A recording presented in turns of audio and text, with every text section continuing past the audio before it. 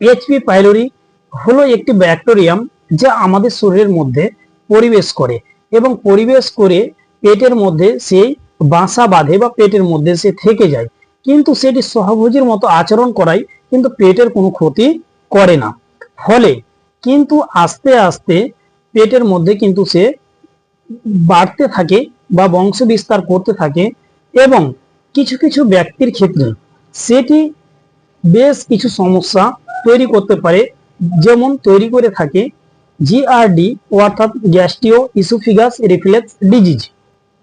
অর্থাৎ যখনই সে পেটের মধ্যে বেশি হয়ে যায়, বেশি হওয়ার কারণে সেই অ্যাসিড উৎপন্ন করতে থাকে, অ্যাসিড উৎপন্ন করে কিন্তু জিআরডি তৈরি করে থাকে, গ্যাস্ট্রিও ইসোফেগাস রিফ্লেক্স ডিজিজ এই মতো সৃষ্টি করে থাকে বা সৃষ্টি করে।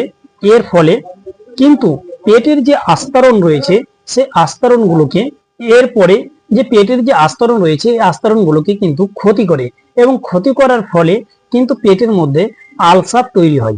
আর যখনই আলসার হয়, আলসারে কিন্তু সেটি রূপান্তরিত হয়ে যায় বা আলসার হয়ে যায়। এবার আলসার হওয়ার কারণে বেশ কিছু উপসর্গ কিন্তু তখন পেশেন্টের দেখা দিতে থাকে, যেমন ওপর পেটে ব্যথা, এছাড়া অনেক সময় খাওয়া দাওয়ার পরে কিন্তু ব্যথা আসে, আবার যখন কিছুক্ষণ হয়ে যায় তখন সেই ব্যথা অটোমেটিক হারিয়ে যায়।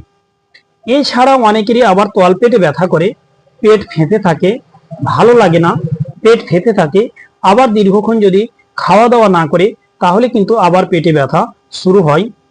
এছাড়া ওজন কমে যায় বা অ্যানিমিয়ার মতো লক্ষণ দেখা দেয় বা অনেক সময় রক্ত বমিও দেখা দেয়। এছাড়া মাঝে মধ্যে বমি হয়, দীর্ঘক্ষণ না খাওয়ার ফলে কিন্তু তখন পেটে ব্যথা স্টার্ট হয়।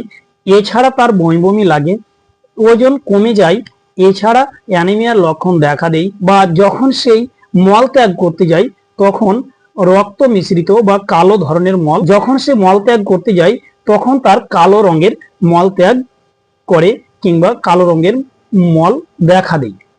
এই সমস্ত কিন্তু উপসর্গগুলো হচ্ছে এই আলসার যাদের হবে তাদের ক্ষেত্রে।